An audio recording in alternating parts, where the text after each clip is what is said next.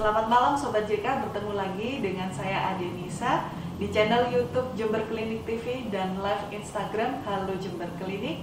Dalam acara Talkshow Ramadan, kita akan membahas tips puasa saat pandemi COVID-19 bersama Dr. Bintoro yang merupakan dokter umum di Rumah Sakit Jember Klinik. Halo Dr. Bintoro. Halo Mbak Adi. Gimana dokter, sehat? Alhamdulillah sehat. Mbak Adi gimana? Alhamdulillah sehat. Sudah berbuka? Alhamdulillah sudah. Nah dokter, sebelum kita membahas tentang tips puasa di pandemi COVID-19, mungkin ada baiknya dokter bisa menjelaskan secara garis besar apa itu COVID-19. Oh iya, selamat malam Mbak Adi dan selamat malam Sobat JK di rumah. Jadi pada malam ini kita akan bahas tips puasa di era pandemi COVID-19 ini ya. Jadi sebelumnya kita bahas terlebih dahulu singkat aja ya Mbak Adi dan Sobat JK yang lain. Kita bahas singkat COVID-19 itu apa. Jadi COVID-19 itu kepanjangannya kan coronavirus disease ya. Jadi merupakan penyakit yang diakibatkan oleh virus corona. COVID-19 ini sebenarnya sudah disebabkan oleh coronavirus. Coronavirus sendiri ini sebenarnya sebelumnya sudah ada beberapa jenis coronavirus yang ada di dunia, dan dua di antaranya kemarin juga sempat wabah. Di tahun 2002 itu ada SARS, di tahun 2008 itu ada MERS. Memang untuk jumlah kasus yang terkonfirmasi di 2002 itu dan 2008 tidak sebanyak COVID-19 saat ini. Saat ini hampir di seluruh dunia sudah terkonfirmasi terinfeksi COVID-19 ini. Dan untuk di Indonesia itu angkanya sudah di kisaran 9.000 ke atas ya, sudah 9.000 lebih. Dengan itu yang konfirmasi, dengan angka kematian sekitar 700 lebih juga. Ini sudah sangat mengkhawatirkan, tapi kita tidak perlu panik, tapi harus tetap waspada. Sebagai orang-orang yang tahu kesehatan, orang-orang yang harus waspada tentang kesehatan, kita harus melakukan pola hidup bersih dan sehat, melakukan physical distancing sesuai anjuran pemerintah. Seperti itu untuk COVID-19. Nah gitu. dokter, mungkin bisa dijelaskan gejalanya apa dok bila tertular virus corona ini?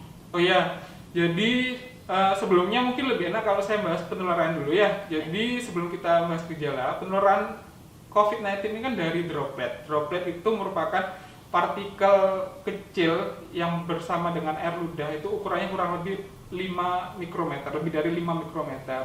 Nah, penularan ini droplet ini bisa keinfeksi apabila sampai ke orang di sekitarnya atau sampai di orang sekeliling yang terinfeksi itu kurang lebih 1 meter jaraknya. Nah, untuk gejalanya sendiri, gejalanya itu ada yang sampai ringan, ada yang sampai berat, bahkan ada yang tidak bergejala Mbak Adi. Nah, Sobat JK yang lain. Untuk yang ringan itu biasanya gejala dimulai dari demamnya bisa lebih dari 38 derajat Celcius. Ada gejala infeksi saluran pernafasannya, ada gejala batuk, pilek, seperti itu. Atau nyeri tenggorokan juga bisa. Ada juga sih, ada beberapa literatur yang menyampaikan bahwa pada pasien-pasien COVID saat ini memang gejala sangat sudah tidak khas sekali. Bahkan ada stroke bisa ternyata infeksi COVID-19. Ada juga karena ada gatal-gatal bisa sekali ternyata infeksi COVID-19. Dan yang paling berat itu bisa sampai akhirnya sesak nafas dan gagal nafas. Sampai meninggal juga bisa, karena angka kematian sudah cukup tinggi di Indonesia maupun di dunia, seperti itu. Nah dokter, mungkin yang banyak jadi pertanyaan untuk Sobat JK di rumah, ada beberapa istilah-istilah seperti OTG, ODR, ODP, dan PDP. Mungkin bisa dijelaskan? Oh iya, jadi seperti ini. Jadi kan tadi gejala-gejala yang tadi itu harus kita tanyakan. Intinya sih istilah-istilah itu untuk mengklasifikasi golongan jenis COVID-19 ini. Pada pasien-pasien COVID-19 ini kita klasifikasikan, dulu sih ada ODR, sekarang sudah tidak ada. Cukup ODP, PDP, OTG, dan pasien terkonfirmasi. ODP itu apa? ODP itu merupakan pasien dengan gejala infeksi saluran pernafasan akut, ada demam, batuk, pilek, nyeri tenggorokan, dan ada faktor risikonya. Faktor risikonya apa? Faktor risikonya yaitu pernah ke negara terjangkit atau pernah ke wilayah transmisi lokal yang ada di Indonesia. Kan ada banyak, sudah ada beberapa wilayah transmisi lokal yang disampaikan oleh Kementerian Kesehatan. Itu kalau pernah berkunjung ke sana dan ada gejala itu, dia otomatis bisa jadi dia ODP seperti itu. Terus kalau PDP seperti apa, Dok? Nah, jadi kalau PDP itu kan pasien dalam pengawasan. Pasien dalam pengawasan itu artinya orang itu sudah ada gejala yang lebih daripada ODP. Kalau tadi gejala hanya batuk, demam, nyeri tenggorokan, pilek. Kalau PDP itu biasa disertai dengan sesak. Nah, sama faktor resiko juga sama. Faktor resikonya ya bisa dari negara terjangkit atau bisa dari tertular dari atau berasal dari wilayah transmisi lokal di Indonesia. Ada juga klasifikasi PDP itu pasien tiba-tiba sesak berat ini. Tidak ada penyebab lain. Di era COVID-19 itu sudah dikategorikan di PDP, pasien dalam pengawasan. Itu ODP sudah, PDP sudah, kita sekarang lanjut ke konfirmasi. Kalau pasien terkonfirmasi itu artinya adalah pasien yang sudah positif tertular virus COVID-19 ini. Lah, ada juga istilah OTG. OTG itu apa? OTG itu adalah orang tanpa gejala. Orang tanpa gejala itu dalam artian orang ini pernah kontak erat dengan pasien-pasien terkonfirmasi COVID-19 atau pasien dicurigai COVID-19. Jadi kayak kita, seandainya ada orang-orang di sekitar Anda yang sudah terkena COVID-19, terus Anda pernah kontak erat atau paling tidak dalam 1 meter pernah bicara dan tidak pakai masker, terus pernah ada dalam satu perjalanan bersama, itu berarti Anda sudah terkategorikan sebagai OTG. Nah, untuk itu segeralah kalau ada gejala tersebut, segeralah untuk konsultasi untuk memeriksakan diri. Tapi kalau seandainya kan sekarang sudah banyak yang di perbatasan itu sudah di screening. Kalau sudah di screening dan harus mematuhi peraturan dari pemerintah. Kalau disuruh isolasi mandiri. Kalau disuruh ke rumah sakit ya ke rumah sakit. Seperti itu. Ya, baik, terima kasih dokter. Untuk selanjutnya, langkah-langkah pencegahan apa dokter supaya kita tidak tertular virus corona? Oke, jadi kan pemerintah itu sebenarnya sudah menganjurkan ya beberapa untuk pola hidup bersih dan sehat di era pandemi ini. Yang penting ada beberapa poin. Yang pertama adalah harus physical distancing. Physical distancing itu benar-benar kita harus jaga jarak. Jaga jarak tidak hanya di kerumunan ataupun saat kita keluar kita harus benar-benar jaga jarak. Kalau bisa jangan keluar rumah. Bisa sebisa mungkin isolasi di rumah karena biar kita memutus rantai penyebaran COVID-19 ini. Terus yang kedua, jika keluar rumah harus menggunakan masker. Kemana aja sih? Ya kemanapun kita harus tetap pakai masker. Baik kalau di rumah sakit ya harus pakai masker medis petugasnya. Tapi kalau orang awam cukup masker kain biasa juga bisa. Yang penting 3 lapis ya maskernya sesuai anjuran pemerintah. Itu yang kedua. Yang ketiga harus rajin-rajin cuci tangan. Itu penting juga karena ternyata virus SARS-CoV-2 atau COVID-19 ini virusnya bisa mati dengan sabun, terus juga dengan antiseptik itu juga bisa mati. Yaitu harus benar-benar harus diperhatikan, harus sering cuci tangan pada saat kita habis menyentuh yang dicurigai ataupun mau makan itu tetap harus cuci tangan. Itu selanjutnya. Untuk yang keempat ini ada harus makan makanan yang bergizi dan sehat karena itu penting banget untuk meningkatkan daya tahan tubuh kita agar tidak sampai terjangkit oleh COVID-19 ini. Seperti itu Mbak Adi. Nah, dokter, kali ini kita akan mulai membahas tentang tips puasa saat pandemi COVID-19. Seperti yang dokter sudah jelaskan tadi, kita kan harus makan nutrisi yang sehat untuk mencukupi nutrisi di dalam tubuh kita. Nah, kalau di saat puasa bulan Ramadan ini kira-kira ada efeknya nggak sih dok kalau kita puasa supaya tidak tertular virus corona? Mungkin ada efek negatifnya atau gimana? Oh iya, jadi kan banyak orang, waduh ini saya berpuasa ini, saya lagi puasa, imunitas kita pasti akan turun, apalagi di era pandemi COVID-19. Jadi sebenarnya itu tidak sepenuhnya benar ya, bahkan ada beberapa yang menyampaikan bahwa dengan puasa di era COVID-19 ini malah justru meningkatkan daya tahan tubuh kita, sistem imunitas kita. Mengapa demikian? Karena pada saat kita berpuasa, pada saat kita tidak makan, secara alami tubuh itu sebenarnya sudah mendetoksifikasi bahan-bahan yang tidak dibutuhkan oleh tubuh kita. Contohnya lemak-lemak jahat itu sebenarnya akan didetoksifikasi karena pada saat puasa kan ada mekanisme nantinya akan perubahan, akan dirubah tuh lemak-lemak untuk menjadi kalori. Ya itu kan sudah cukup bagus. Jadi ya tidak ada efek tapi malah bagus sih. Dari beberapa sumber pakar juga menyatakan seperti itu Mbak Adi. Ya, berarti nggak perlu khawatir ya. Nggak perlu khawatir, jadi tetap bisa ini ya puasa. Iya. Baik dokter, untuk selanjutnya mungkin bisa dibagikan tips saat berpuasa, karena kan kalau sebelum berpuasa kita kan makan 3 kali sehari. Ya. Nah ini kan kita jadi cukup saat sahur dan buka. Mungkin ada tips dari dokter. Untuk sobat JK di rumah, jadi untuk tipsnya sebenarnya sih untuk makan makanan atau gizi kita pada saat di era COVID-19 dan puasa Ramadan ini sebenarnya sama seperti tidak puasa. Hanya yang membedakan seperti ini. Kalau pada saat puasa tadi kata Mbak Adi kan kita makan 3 kali per hari diselingin dengan makan ringan atau snacking gitu ya. Cuma di puasa Ramadan ini dan di era COVID-19 ini sama aja, kalorinya sama, yang dibutuhkan satu hari itu sama. Hanya saja kalori yang dibutuhkan itu kita bagi menjadi 2 kali makan pada saat sahur dan berbuka. Kalori yang seandainya tubuh kita butuh 2000 kalori, ya 750-nya untuk kalori pada saat sahur dan 1250-nya pada saat berbuka. Itu penting, jadi tidak ada perubahan kalori yang dibutuhkan. Apakah perlu penambahan kalori? Jika tidak ada trigger eksternal ataupun problem internal di tubuh kita sih tidak perlu ada penambahan kalori. Contohnya kita ternyata kerjanya terlalu berat, ya itu berarti kan ada trigger eksternal, itu butuhlah ditambahan kalorinya. Tapi kalau kita dalam kondisi yang kerja yang sama seperti sebelumnya, terus juga tidak sedang sakit, ya sama aja, cuma kalorinya dirubah. Itu yang pertama.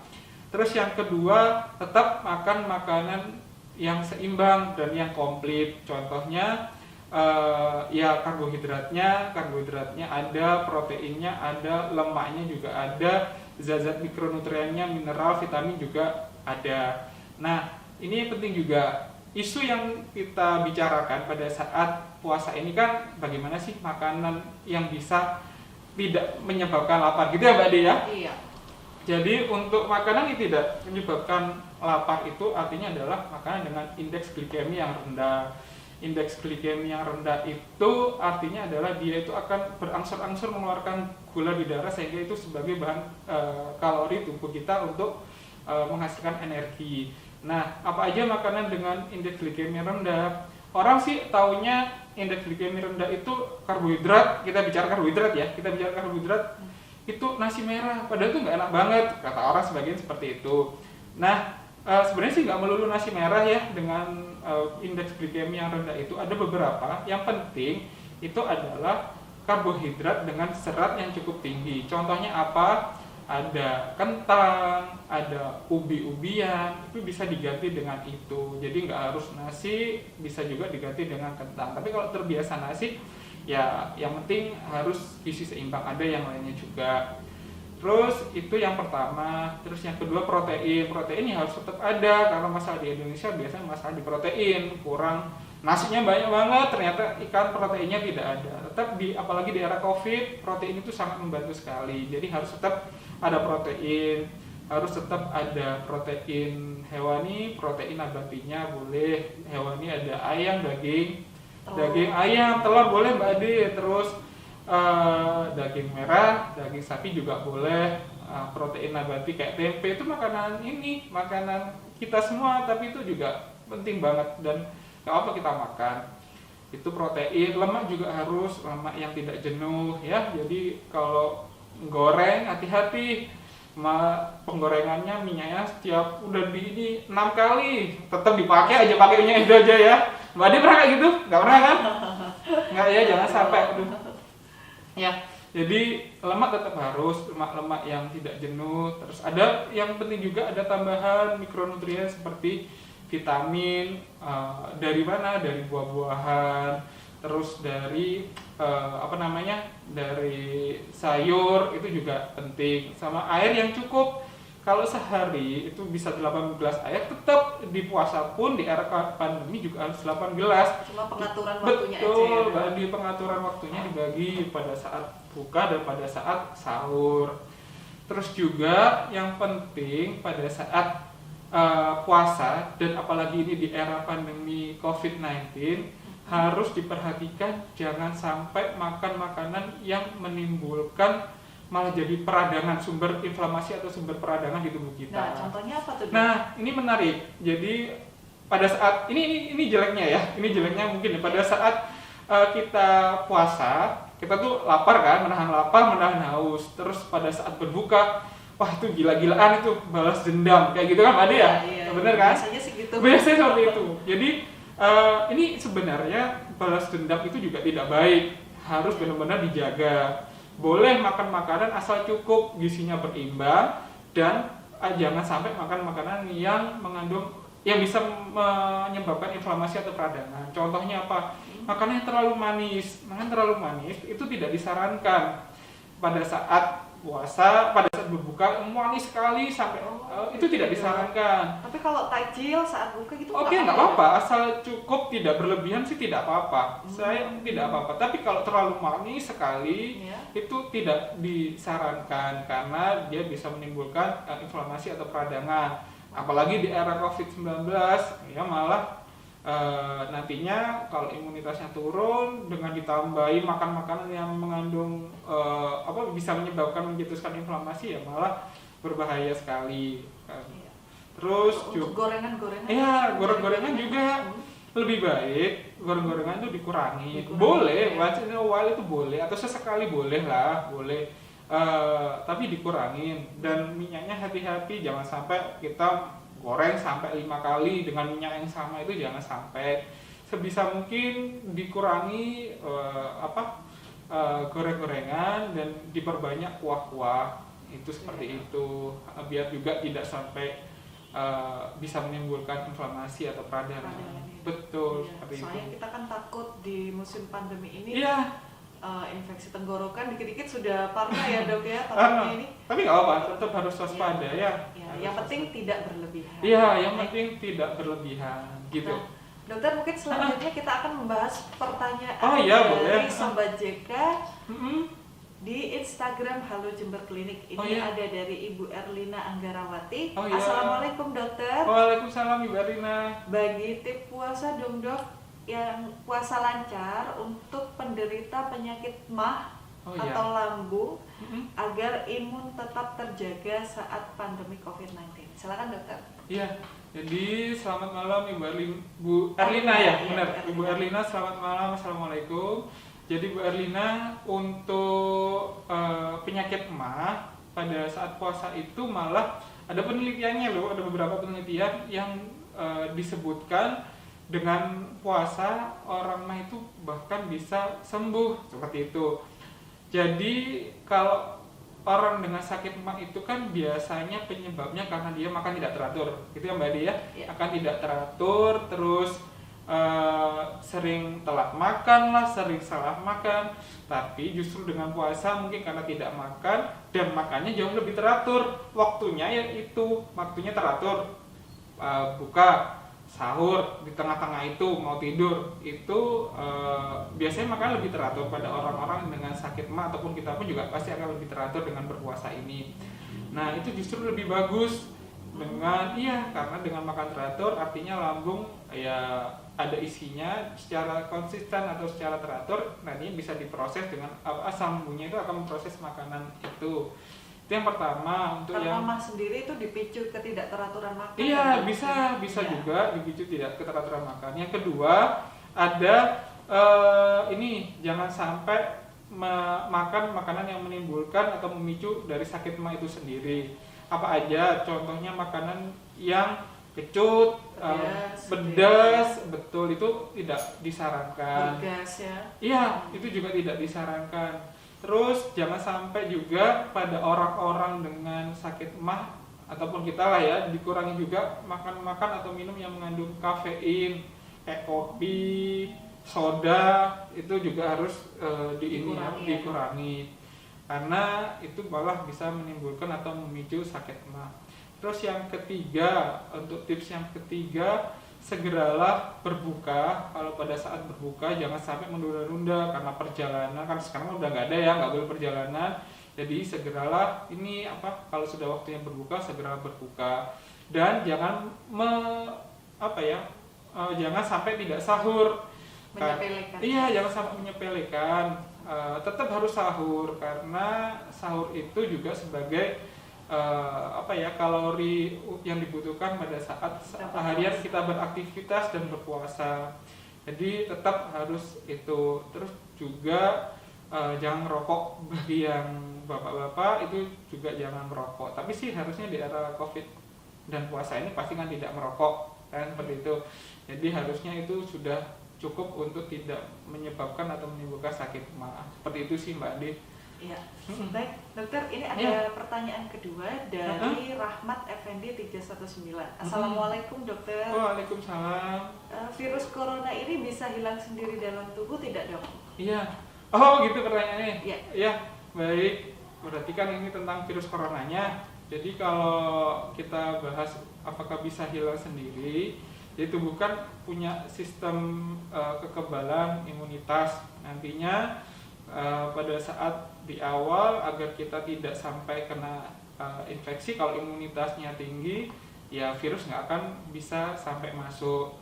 Tapi kalau seandainya kita sudah terinfeksi karena imunitasnya rendah atau mungkin karena ada penyakit komorbid atau penyakit yang menyebabkan imunitas turun, akhirnya sampai virus corona yang masuk, apakah nanti akan bisa sendiri? Ya ketika nanti tubuh itu sebenarnya pada hari ke-7 itu sudah mengeluarkan imunoglobulin itu untuk menyerang virus itu sendiri. Kalau yang diserang atau polisi tentaranya itu banyak, ya otomatis dia akan bisa sembuh sendiri. Tapi kalau yang penyerangnya ini jauh lebih sedikit daripada replika virus itu sendiri, ya akan tetap tambah banyak. Tapi apakah bisa sembuh? Bisa sembuh.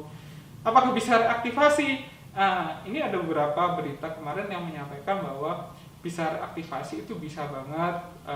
Cuma ini secara keterangan resmi dari WHO masih belum ada. Jadi ya kita harus tetap waspada aja. Terus jangan lupa PHBS, meningkatkan makan makanan yang bergizi juga penting agar tidak sampai terkena. Bagi yang belum terkena, kalau yang sudah terkena atau terinfeksi tetap semangat, gak boleh berkecil hati, harus tetap melakukan pola hidup bersih dan sehat, dan harus makan bergizi agar cepat sembuh juga, seperti itu. Ya. Baik dokter, ini ada pertanyaan by direct message di Instagram. Oh ya. Dari Ibu Elvira. Nah, dokter, ya. Bagaimana kalau kita yang anak kos, kita kan di era pandemi ini susah keluar. Oh iya. Nah, kalau makan makanan instan terus bagaimana?